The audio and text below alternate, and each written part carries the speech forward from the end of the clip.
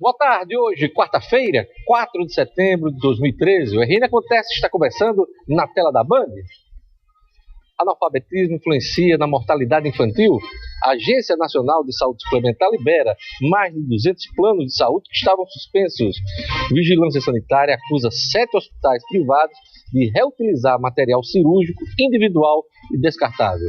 Tribunal de Justiça pede ao Supremo Tribunal Federal o bloqueio de 10,7 milhões de reais da conta única do Estado. O presidente da Associação Comercial do Rio Grande do Norte, Itamar Maciel, é o nosso entrevistado hoje. Vamos tratar das dívidas do governo estadual com os fornecedores. Agora, no RN Acontece.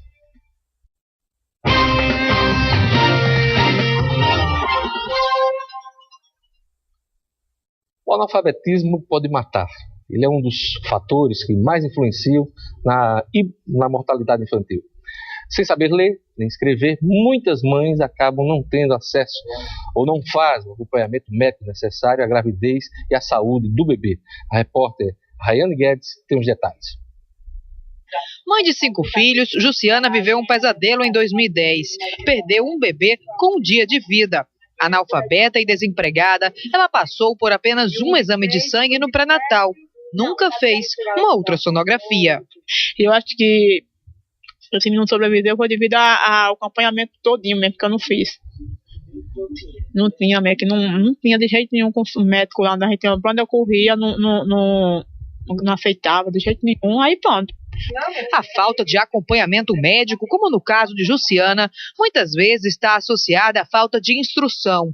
Um levantamento feito com base no censo de 2010 do IBGE revela uma relação direta entre o analfabetismo e a mortalidade infantil. Quando o analfabetismo da população cai um ponto percentual, a taxa de mortalidade de crianças até 5 anos diminui quase 5 pontos. Na prática, se 1% dos adultos de uma cidade aprender a ler e escrever, em média, mais 47 crianças sobrevivem à primeira infância a cada 10 mil nascimentos.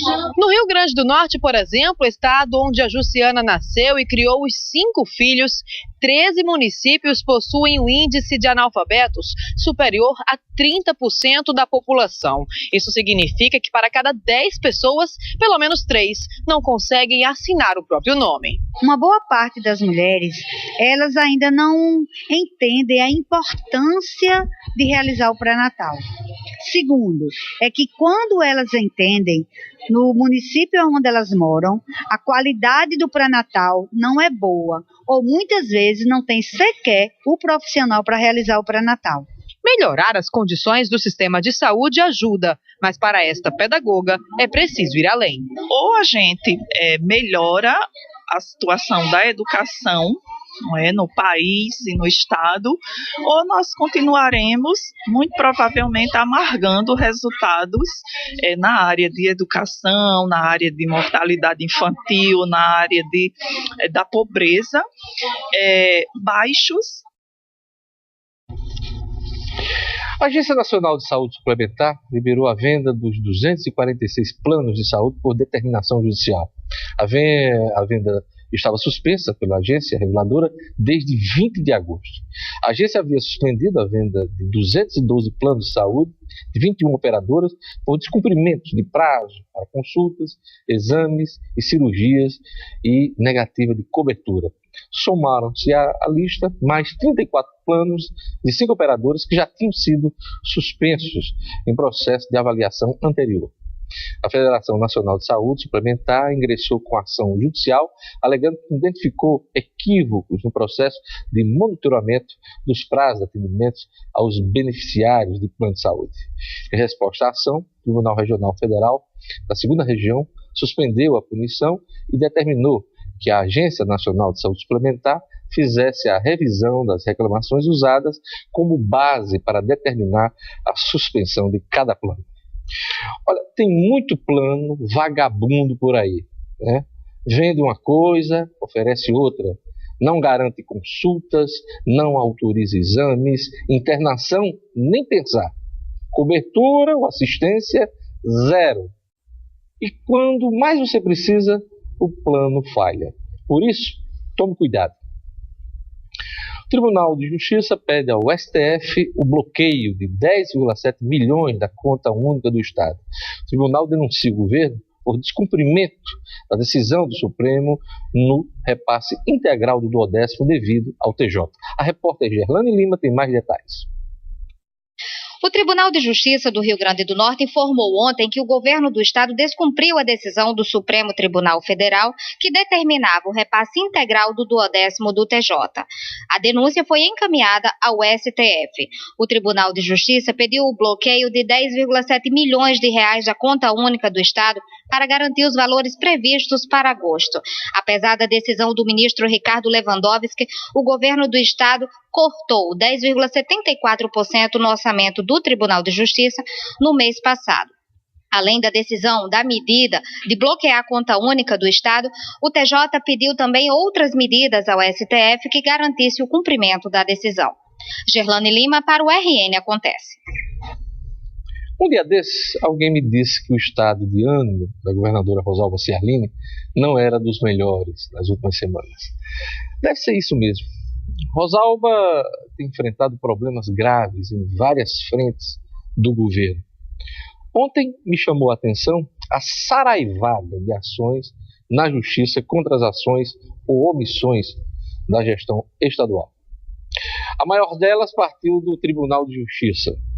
O TJ informou ontem que o governo descumpriu decisão do Supremo Tribunal Federal determinando o pagamento integral do repasse orçamentário, o chamado 10º do TJ. A denúncia foi encaminhada ao STF, como bem informou a repórter Gerlane Lima. O TJ pediu o bloqueio de 10,7 milhões de reais da conta única do Estado para garantir os valores previstos para o mês de agosto.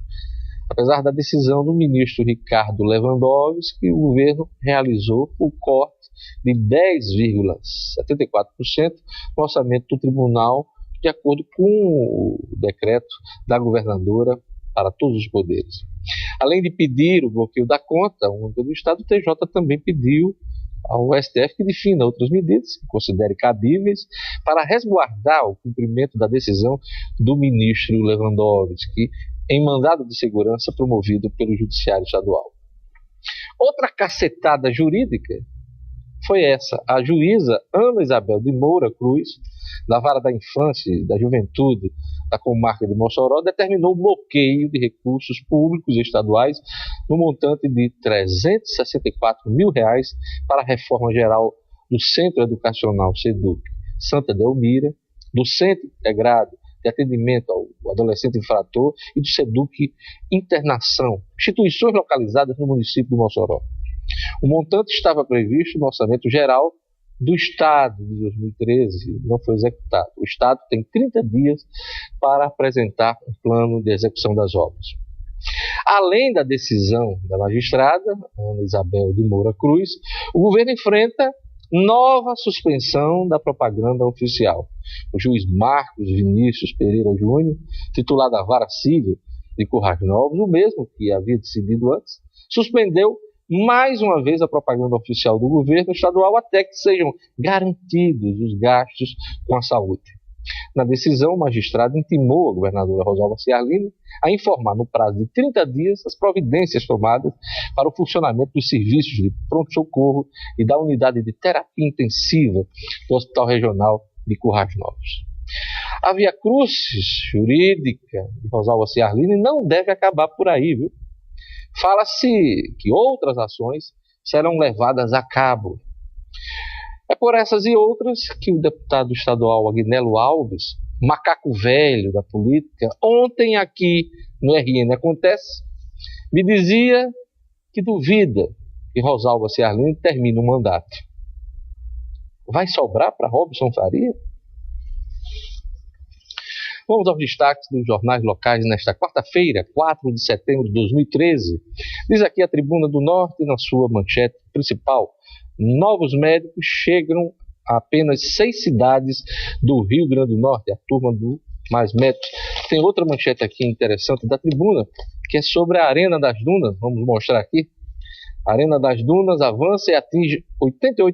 O governo do estado e o consórcio responsável pela obra da Arena das Dunas afirmam que as chuvas não atrasaram o cronograma de construção. Não sei se a chuva de ontem, né? Choveu muito na madrugada de ontem. Segundo a Secopa, a obra atingiu 88% e a cobertura deve estar totalmente instalada até o fim do mês de outubro, é o que diz aqui a Tribuna do Norte. O Novo Jornal destaca na sua manchete principal: decisão que dava manchete ao IBAMA está suspensa. Juiz suspende efeitos da sentença de primeira instância, encaminha para a TRF de Recife, ação na qual o órgão federal pede para escrever manchete e reportagem do Novo Jornal. E nesta quarta-feira, 4 de setembro, o portal de notícias No Minuto destaca: Cláudia Regina é absolvida em processo de cassação em primeira instância. O processo trata do uso de propaganda do governo como forma de promover a candidatura da atual prefeita de Mossoró. Também destaque no Minuto: programa Mais Médicos. 7 cubanos vão atuar em 3 municípios do Rio Grande do Norte: Riacho de Santana, São Miguel e São Tomé. São os municípios beneficiados. Ao todo, mais de 1.000 profissionais selecionaram vagas em unidades básicas de saúde em 454 municípios.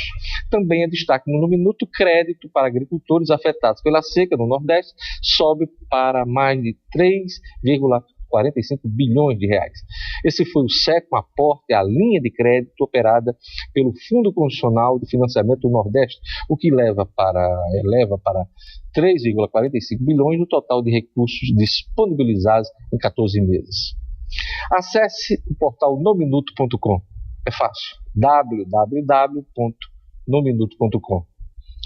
Veja a seguir: Vigilância Sanitária acusa 7 hospitais privados de reutilizar material cirúrgico individual e descartável. Eu volto em instantes, o RN acontece.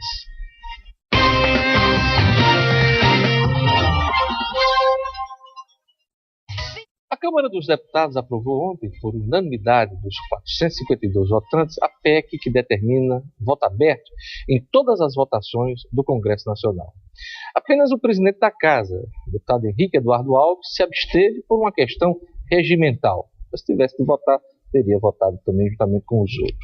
De autoria do ex-deputado Luiz Antônio Fleury, do PMDB de São Paulo, a proposta estava engavetada na Câmara desde 2006, à espera da apreciação em segundo turno, mas por falta de acordo, a PEC foi retirada de pauta diversas vezes ao longo dos últimos 7 anos. Diante da repercussão negativa do caso Nathan Donadon, os líderes da Câmara decidiram resgatar o projeto de Fleury para tentar dar uma resposta rápida à opinião pública.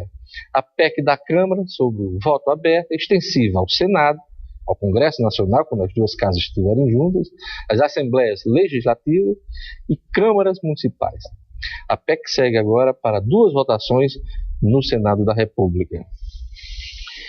É aí que mora o perigo. Os senadores já estão dizendo que não concordam com o voto aberto para tudo nos parlamentos. Renan Calheiros, presidente do Senado e do Congresso, defendia ontem uma proposta que tramita na Casa. Aliás, ela já foi votada no Senado, deveria ter sido votada na Câmara, onde o voto aberto é exigido apenas para os casos de cassação de mandatos. Para o restante das matérias, como os vetos presidenciais, o voto continuaria secreto. Por quê? Porque, segundo Renan, os senadores não sofreriam represálias do governo se votassem contra o presidente ou a presidente de plantão. Isso é conversa para boi dormir. O voto no parlamento tem de ser aberto para todo tipo de matéria. Tem de mostrar a cara, nada de ficar feito mascarado, como os mascarados das ruas, não. Tem que votar de cara aberta. É no voto secreto que se esconde muita maracutaia no Legislativo. Por último, eu gostaria de dizer que a Câmara aprovou a PEC em segundo turno depois, gente, de 7 anos. 7 anos na gaveta. Por que não aprovou antes? Sabe por que não aprovou antes? Porque o Congresso Nacional só funciona sob pressão. E tem sido assim nos últimos meses. Então a opinião pública tem de pressionar, para o Senado votar o texto aprovado na Câmara, porque acaba com a sem-vergonhice de votar por debaixo do pano. O voto tem de ser aberto em todos os parlamentos. Crime na saúde pública em Natal. A Vigilância Sanitária acusa 7 hospitais privados de reutilizar material cirúrgico individual e descartável. A prática põe em risco a vida dos pacientes. A reportagem é de Rayane Guedes. Catéteres e sondas que deveriam servir para apenas um paciente são esterilizados e voltam aos centros cirúrgicos da capital potiguar. Uma vistoria da Vigilância Sanitária de Natal identificou que todos os 7 grandes hospitais da rede privada estavam reutilizando materiais de uso único em pacientes particulares e do SUS. Estavam reprocessando, ou seja, o produto era usado uma vez, ele era enviado para um serviço de esterilização, retornava e é reutilizado. A reutilização põe em risco a vida dos pacientes, além de desobedecer uma norma da Anvisa. A resolução número 156 da Agência Nacional de Vigilância Sanitária lista 66 produtos hospitalares de uso individual que não podem ser reutilizados nos pacientes, mesmo que sejam esterilizados. Eles oferecem risco de contaminação por serem invasivos. Não se reutiliza de maneira nenhuma. Materiais pérfuros cortantes em caixas adequadas, materiais de plásticos em baldes adequados. Alguns dos itens recolhidos pela Vigilância Sanitária possuem preços bem baixos, como esta sonda, que custa 95 centavos a unidade. Todos os materiais possuem ainda uma identificação como esta, que indica o uso individual. E é importante que o usuário, o paciente que vá, em busca desses serviços, procure identificar na embalagem e também uma resolução específica da Vigilância Sanitária que tem uma lista de 66 produtos que também estão enquadrados como de uso único. Os 7 hospitais foram notificados e podem responder pelos crimes de omissão de socorro, lesão corporal e até mesmo homicídio. Os hospitais alegaram que já se adequaram às normas da Anvisa. Isso é um absurdo, hein? Você precisa ler essa lista aí, que está no Diário Oficial, viu? Reutilizar material cirúrgico, individual e descartável. Isso é um absurdo. Não bastam as greves, a falta de medicamentos, a falta de equipamentos, de UTIs, a falta de tudo na rede pública. Até nos hospitais privados, a gente se depara com problemas, irregularidades, mau uso. Os pacientes estão sujeitos à contaminação, às doenças dos outros, às infecções de todo tipo dentro de um ambiente já hospitalar que é complicado. Isso merece uma ação enérgica das autoridades públicas. No mínimo, isso causa indignação do cidadão. As chuvas que caíram ontem no litoral leste foram as maiores registradas pela empresa de pesquisa agropecuária do Rio Grande do Norte em Natal. Vários pontos, alagamentos e crateras se formaram por causa das chuvas na capital. O problema trouxe transtornos para pedestres e motoristas hoje pela manhã. O repórter Sérgio Henrique Santos traz as informações. As chuvas que caíram em Natal durante a madrugada provocaram transtornos em vários pontos da capital. Na Zona Sul, a água inundou toda a extensão da Avenida Ayrton Senna. Geralmente esse problema aqui vem ocorrendo frequentemente. Toda vida que chove realmente existe esse transtorno aí, principalmente para pedestres, né? Não só para o pessoal de carro tá tranquilo, tá motorizado, não tem problema. Agora, para os passageiros e para o pessoal que mora nas proximidades, a travessia fica bem mais dificultada. Entre a meia-noite de ontem e as 6 horas da manhã de hoje, choveu em Natal aproximadamente 64 milímetros. E sempre que chove acima da média, lagoas de captação como esta aqui no bairro de Neópolis costumam transbordar, o que traz consequências negativas para os motoristas que precisam passar pelo trecho. Passei 6 horas da manhã, quase que não passo. Fiquei horrorizada, que tá parecendo um rio aí, essa lagoa. Na Avenida da Integração, em Candelária, os carros precisaram desviar. A água tomou toda a extensão da pista. Alguns comerciantes ficaram ilhados. Rapaz, uma falta de respeito com a gente. Todo dia paga imposto aí desse jeito. Isso aí é o cúmulo. Você desistiu de passar? Eu rodeei pra não passar aí, que não ficava aí, o prejuízo ia ser pra mim, né? Estes 2 rapazes de bicicleta arriscaram passar. Eles estão procurando emprego e não tinham tempo a perder desviando o caminho. Isso é uma vergonha para Natal. Ninguém faz nada? Ninguém faz nada, faz tempo. Geralmente, sempre quando chove é desse jeito. Molhava o celular, molhava tudo. A bicicleta tapou os aros da bicicleta. Na Avenida dos Chavantes, em Cidade Satélite, uma lagoa também se formou com água acumulada da chuva. O único motorista que arriscou passar foi o deste veículo com tração nas 4 rodas. A força do carro provocou até a formação de uma onda de água suja. No prolongamento da Prudente de Moraes, as chuvas aumentaram uma cratera que já existe. A rodovia em obras ainda não foi inaugurada pelo governo do estado.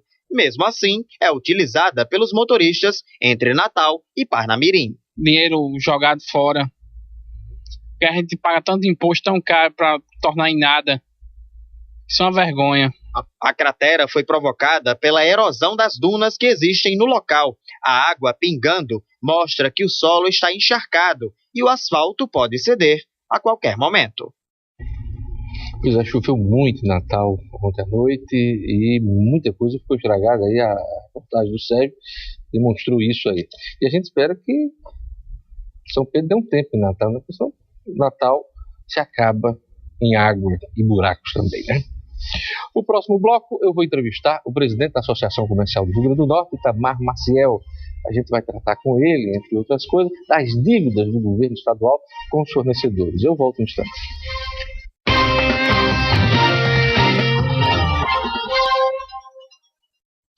A crise financeira do Estado afetou duramente as micro e pequenas empresas que fornecem produtos ou prestam serviços ao governo do Estado. Fala-se em dívidas que vão de 20 milhões de reais a mais de 100 milhões de reais. Meu convidado hoje é o empresário Itamar Maciel, presidente da Associação Comercial do Rio Grande do Norte. Boa tarde, Itamar. Boa tarde, Diógenes. Boa tarde, ouvintes, telespectadores do programa RN Acontece. Já há alguma luz no fim do túnel para resolver essa questão dos micro e pequenos empresários que fornecem e prestam serviço ao Estado? Na verdade, luz existe, mas o governo anuncia sempre as dificuldades que ora o governo passa, isso é verdadeiro, e nós estamos tentando negociar esses pagamentos. E esses pagamentos são muito complexos, Jorge, porque você imagine que uma secretaria ele tem vários fornecedores. Então ele vai de uma manutenção ao veículo, a um material de expediente, enfim, a toda a estrutura. Então está difícil, a situação está difícil. A micro e pequena empresa do Rio Grande do Norte passa por dificuldade, né? Hoje nós somos alguma coisa em torno de 98 mil empresas que faturam abaixo de 3 milhões e 600 mil. Isso aqui do Rio Grande do Norte? E desses 98 mil, uma parcela significativa presta serviço para o Estado, né? Então, mas essa dificuldade, ora, se vê uma luz no fim do túnel no sentido de iniciar os pagamentos, mas ainda existe muitas dificuldades. Então, nós estamos aqui negociando, conversando, e é bom registrar que, na verdade, nós não somos daqueles que achamos que quanto pior, melhor. Muito pelo contrário, nós queremos encontrar uma forma, inclusive já discutimos isso no sentido de escalonar essas dívidas, criando formas alternativas para poder oxigenar a economia do nosso Estado. E como seriam essas formas alternativas dentro dessa ideia de um escalonamento? Na verdade, ora, se eu tenho uma conta simples, fácil, se eu tenho R$100 a receber, eu posso dividir em 10 parcelas de R$10. Ou seja, a ideia é tentar facilitar também a vida do governo do Estado. Se você não pode pagar todo, mas vamos tentar criar uma condição favorável para quitar esses débitos. Tá, mas tem muita gente com a corda no pescoço aí, né? Quer dizer, a gente sabe que muitos empresários estão à beira da falência. Tem gente falando em falência. Tem gente falando em falência. Inclusive, nós estamos discutindo, né, no primeiro momento, com alguns parlamentares e ver se em nível nacional é possível criar uma linha de crédito. Nós estamos articulando esse movimento no sentido de tentar facilitar a vida desse microempresário ou do empresariado como um todo, no sentido de linhas de crédito específicas para cobrir essa condição e fazer com que esse empresário não quebre, porque efetivamente ele mexe com a economia. E o número que eu lhe dei anteriormente são 98 mil empresas no Rio Grande do Norte. Muita gente está nessa situação de pré-falência? Sim, tem muitas em pré-falência, outras inclusive negociando as suas dívidas com a questão dos impostos, porque na verdade você, quando emite uma nota, você paga o imposto antecipado, né? Então, na verdade, o que está se buscando hoje é, se você for perceber, o número de empresas que junto à Receita Federal pediu refinanciamento das dívidas, ou melhor, dos impostos que não foram pagos, porque chegou um momento que a falta dos recebíveis gerou uma bola. E acaba afetando o próprio governo, que não paga, né? Exatamente. Porque também não recebe o imposto, com certeza. O imposto devido, né? Então é um círculo vicioso, complicado. E a Associação Comercial chegou a fazer um levantamento de todas as empresas e das dívidas? Na verdade, nós fizemos esse levantamento das empresas que nos procuraram. Né? Foi uma questão, foi uma demanda que existiu no setor, então, de vários municípios do estado, principalmente Natal. Desde quando? Então, olha, esse data do atual governo. Isso não estamos discutindo de restos apagados do governo anterior. E tem resto do governo anterior, restos apagados do governo anterior? Tem do governo anterior. Que, governo Iberê, Vilma, né? Sim, na verdade é do governo, né? Mas eu estou chamando do governo anterior para fazer um marco e fazer um divisório do que foi da gestão da governadora Rosalba e do que é da gestão do governador Iberê. Então, o que a gente está conversando aqui, começou falando no início dessa entrevista, são dívidas do governo Rosalba. Do governo Rosalba, da gestão Rosalba. Que estima-se aí entre 20, há um levantamento de 20, e fala-se até em 100 milhões de reais. De 20, assim, de 20 foi esse número que nos procurou. E todo dia cresce. Agora, esse número é vivo, porque, na verdade, ele não é estagnado, não é um número preciso parado no tempo. Não, porque ele vem. Se é feito um pagamento, ele desce. Se você não faz, ele fica nessa gangorra. Então, é possível que chegue, estima-se que a mais de 100 milhões. A Associação Comercial, claro, representando todo esse grupo, chegou a sentar com o governo para negociar a área econômica do governo? Não. Na verdade, nós tivemos algumas investidas e tivemos, sim, contatos, mas não com secretários ou com alguém que pudesse ter... Mas vocês tentaram uma reunião com a governadora, né? Sim, com certeza. Foi tentado falar com a governadora e não se conseguiu falar com a governadora. Está fugindo dos credores. Eu estou rindo, porque é melhor rir do que não chorar. Mas está fugindo desse encontro? Na verdade, informalmente já existimos vários encontros, mas não pontuado para discutir especificamente a questão das dívidas. Mas estamos tentando, nós não cruzamos os braços, né? Estamos tentando, insistindo e acreditamos que aponta para um caminho. Eu fiquei sabendo que, num primeiro momento, alguns empresários estavam até temerosos de se apresentarem suas dívidas, com medo de alguma represália. Houve isso mesmo? É verdade. Na verdade, muitos com receio de represália. E eu dizia que a maior represália é você não receber. Então, não tem que ter represália. Medo de quem? De Rosalba ou de Carlos Augusto? Bom, não externavam a quem seria o medo. Porém, isso era claro. Tanto é que, em algumas reuniões nossas, vários foram os empresários que pediram para que a imprensa não registrasse. Né, pediram, e aí foi acatado pela imprensa, tanto é que teve algumas fotos que saíram nos jornais, que nós tínhamos uma quantidade de 20 pessoas, porque tínhamos mais uma outra quantidade. Mas ninguém apareceu mascarado, não, né? Ninguém apareceu mascarado. Com medo A preocupação era o estado pequeno e você poder ter represário, mas que represária, né? A pergunta é que represária. Né? Nós estamos reivindicando, na verdade, a associação, o empresariado, a micro e pequena empresa, é receber o serviço que foi prestado. Sabemos das dificuldades que o Estado passa, mas necessitamos sim ter esse diálogo e apontar um caminho. Não dá para esquecer o que está acontecendo. Ou ficar a cargo de cada secretaria que, na medida que os recursos vão entrando, vão sendo pagos. Diante do corte estabelecido pela governadora nas secretarias, numa média de 20% em todas as secretarias, linear, cortando no custeio, isso afeta as empresas. O quadro é de pessimismo nesse momento? É de pessimismo, principalmente a fonte 100, né? Alguns chegam a dizer que a fonte 100 é sem jeito, porque a fonte 100 é a conta única. Então as fontes com convênio, elas não estão com tantas dificuldades. Né? Mas o que seja a fonte 100, essa está com dificuldade. Que é da conta única, que é a do conta Estado, única, né? que representa a conta única. E mais ainda com essa pressão agora de ações, de bloqueios estabelecidos pela própria Justiça, né? Isso, então cria uma preocupação maior. O fornecedor, alguém me perguntou como é que o Estado, você quer vender para o Estado se o Estado não paga?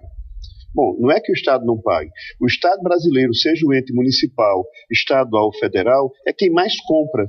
Então, óbvio que o comércio ele vive na órbita de quem vende, de quem compra. É o principal cliente aqui num estado como o Rio Grande do Norte, por exemplo, cuja economia depende muito das ações de governo? Nós temos alguma coisa, o estado do Rio Grande do Norte compra alguma coisa em torno de 700 milhões ano. A União é alguma coisa de 3 bi, o número é... Agora, o Estado... São números do Rio Grande do Norte ou números nacionais? Do Rio Grande do Norte. Do Rio Grande do Norte nós temos alguma coisa em torno de 800 milhões de compras ano. Aí quando você vem o ente federal, aí você tem um número mais que aí esse número que você falou, 3 bilhões, acima de 3 bilhões de reais no Rio Grande do Norte. No Rio Grande do Norte, você juntando todas as estruturas, não só de compra, mas aí você pega também todo funcionário, né, toda a folha. Dos municípios? Nós Vocês temos... têm esse levantamento? No primeiro semestre, foi arrecadado pela micro e pequena empresa no Rio Grande do Norte alguma coisa em torno de 52 milhões. No município de Natal, 10 milhões, em torno de 10 milhões de ISS. Então, arrecadação de impostos. Que representa o tamanho das pequenas e microempresas. Exatamente. Então, assim, os municípios, porque existe uma questão de um choque de gestão. Cada gestão utiliza-se dessa expressão choque de gestão, deixa de pagar e começa a fazer novos contratos, não é? Então esse momento agora, a Prefeitura de Natal passa pela oxigenação, né? Que estava tudo travado no ano passado. Hoje o governo do estado ele não está totalmente travado, mas tem muitas dificuldades, porque o fornecedor ele só está querendo retomar o seu, atender às suas necessidades, ao seu empenho a partir do recebível. Então, como a coisa é muito lenta, muitos aí têm... Quais os setores mais afetados, Itamar? Olha, na verdade, serviços diversos, porque você tem de mão de obra, de fornecimento da terceirização de mão de obra, de manutenção de veículos, de alimentação, enfim, passagem aérea. A informação que nós temos, que não tem um específico, são todos os fornecedores, do Oiapoque ao Chuí, de uma ponta a outra da economia, nós estamos com dificuldade. Complicado. Mas vamos mudar um pouquinho de assunto, né? A prosa para falar de coisas mais agradáveis, né? Semana que vem tem Convenção Nacional das Associações Comerciais. Esse evento vai acontecer em Recife, né? Em Recife, exatamente. Em Porto de Galinhas, nós vamos ter do dia 11 ao dia 15, com a presença... Vamos discutir a questão da micro e pequena empresa. Né? A nossa capilaridade das associações comerciais hoje estão em 2.400 municípios desse país. Então, a maior capilaridade que você encontra hoje nessa atividade somos nós.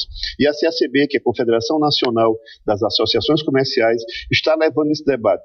Buscando, o ano passado foi Belém, agora Nordeste, Pernambuco, em Porto de Galinhas, onde vamos estar discutindo a questão dessa desburocratização da micro e pequena empresa, com a presença do ministro Afif, com o presidente da Frente Nacional em prol da micro e pequena empresa. Então vai ser um momento muito rico, onde os projetos e as ações da CACB estarão em voga, estarão discutindo com seus técnicos, com seus executivos, apontando um melhor caminho para o desenvolvimento da micro e pequena empresa. A presidente Dilma criou um ministério para a micro e pequena empresa. Isso mudou alguma coisa no cenário? Melhorou? Ou ainda não se fez sentir a importância e a presença do Afif no ministério? O ministro Afif tem pouco tempo de ministério, mas tem apontado alguns caminhos. Entre eles, aqui a questão da desburocratização de uma formalização de uma microempresa. A lei geral é um grande avanço no país, mas precisamos desburocratizar. Então, para você hoje fechar uma empresa é mais difícil do que abrir uma empresa. Então, nós precisamos criar formas. E o Ministério tem construído esse caminho. Óbvio que não está tendo a visibilidade ainda, porque as ações e o país continental como o nosso, você precisa ter uma coisa mais firme. Então, estamos avançando. Neste congresso, o ministro Afif estará presente, estará apontando exatamente os caminhos, né, o que aconteceu durante esse período da sua gestão e o que irá acontecer. Então, estamos com expectativa, estaremos participando desse congresso nacionalmente. Você falou uma coisa importante, quer dizer, fechar uma empresa demora mais do que abrir, Só para nosso telespectador ter uma ideia de tempo, para abrir uma empresa, quantos meses ou quantos dias, sei lá? Não, para abrir uma empresa você consegue abrir aí em 2 meses. 2 meses. Ela tudo direitinho, cumprindo todos os... O MEI não. O MEI você consegue fazer isso rapidinho, tá certo? Mas a burocracia na constituição da empresa, você usando todo o trâmite legal, você passa de 1 mês e meio a 2 meses. Agora, para fechar... Aí você é o ad eterno, né? Então, assim, é 1 ano, 6 meses. Depende da ansiedade do indivíduo, porque são muitas dificuldades. Uma burocracia excessiva. Estamos buscando romper com essas dificuldades. Nem quando o dono da empresa estiver fechado no caixão, a empresa vai estar fechada? Então, e às vezes por falta de informação você fecha e acha que fechar a empresa é fechar as portas. Então, mas você deixa um problema... Fica a bronca para os herdeiros. Fica um passivo para os herdeiros. Complicado. Eu queria uma palavrinha sua também sobre o encontro da Prefeitura de Natal com a associação para tratar do Pacto Histórico. Isso é uma parceria. Já houve? Vai haver? Nós já tivemos um primeiro momento ainda em fevereiro, quando assim que assumiu a prefeitura, o prefeito Carlos Eduardo nos procurou e iniciamos um diálogo importante, né, do sítio histórico, não só com a associação, mas nós fomos um dos primeiros atores vivos a ser convocado para discutir isso. Então ficamos num espaço importante, porque você vem, esse sítio histórico, ele vem da Igreja do Galo até a Ribeira. E aí você tem, na verdade é um museu de céu aberto esse sítio histórico. É verdade. Então foi conquistado agora com projetos desse pacto histórico, 43 milhões, se não me falha a memória. E desses 43 milhões agora, eu acho que no início da segunda quinzena de setembro, o prefeito estará voltando à associação e apresentando exatamente as ações, os projetos que foram conquistados em Brasília. Esses recursos são do Ministério da Cidade ou do Ministério da Cultura? Ela é uma junção de recursos do Ministério da Cidade, da Cultura, e esse recurso é um recurso que ele vem limpo. Não é? Então ele vem sem contrapartida. Tem recurso que vem sujo? Não, no sentido... que ele vem especificamente para aquela finalidade. Com certeza. E ao vir... É só para encabular então, um pouquinho. Então... Vem um recurso sujo? Tá? Então, mas esse recurso, ele vem, eu acho que é importante, porque ele vai circular na cidade. Então ele vai utilizando no próprio comércio, né, na compra de material, no emprego desse indivíduo, desse trabalhador que vai estar prestando esse serviço. Então nós vamos estar circulando. E isso sem falar na melhoria do aspecto da cidade e dos locais do comércio, das empresas. Né? Nós fizemos uma pesquisa, Diógenes, em parceria com o Sebrae, onde apontou no Ribeira, na Ribeira, nós temos hoje alguma coisa aproximadamente em torno de 100 unidades habitacionais. Dessas 100 unidades, você tem aproximadamente 3 por unidade, dá 3 mil pessoas. Novas pessoas morando no bairro da Ribeira. Então precisamos de comércio, precisamos de farmácia, de padaria, de mercadinho, enfim. E a Ribeira, nesse momento de revitalização histórica, vai ser um bairro importante. E é tão bonita a Ribeira, né? Então, a gente tem tantos exemplos pelo país afora de áreas históricas, sítios históricos revitalizados, funcionando, que é uma beleza, Centro Histórico de Recife, entre outros aí que a gente encontra pelo país, Belo Horizonte também, Belém, Salvador. Né, Pelourinho, enfim, a gente vai ficar na torcida aqui. Por último, eu queria a expectativa do presidente da Associação Comercial para um final de ano aí de vendas. Depois, estamos vivendo o Liquida Natal, né? O período do Liquida Natal, mas tem as expectativas aí do final do ano.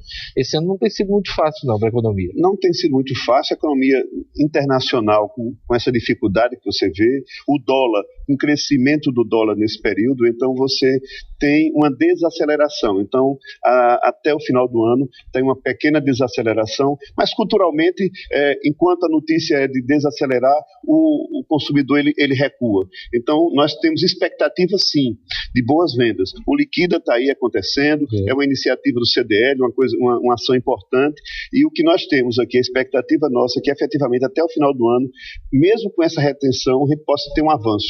uma melhoria nas vendas. E esse é o sentimento geral de todos os empresários. É uma expectativa, nós precisamos ter essa expectativa, porque isso é que nos move a melhorar estoques, a tentar vender mais, a tentar oferecer o que nós temos de melhor nas nossas empresas para o consumidor final. É isso aí, eu agradeço a presença do presidente da Associação Comercial do Rio Grande do Norte, Itamar Marcel, aqui no nosso programa. Obrigado, Itamar. Boa sorte na negociação das dívidas e nas vendas do comércio nesse restante de ano aí. Muito obrigado. Obrigado a você, Diógenes, pela oportunidade. Olha, o RN Acontece vai ficando por aqui. Assista a reprise do programa logo mais no portal nominuto.com. Eu gostaria de mandar um abraço hoje para o professor Iranilson Silva, do curso de Radialismo da UNP. Um abraço também para o advogado Igor Ribeiro Dantas. E um abraço também para o empresário Ronaldo Rezende. Turma que acompanha nosso noticiário. Obrigado pela audiência. Eu espero você amanhã aqui na Band. Fique agora com Band Mulher, com a Priscila Freire. Eu volto amanhã. Tchau.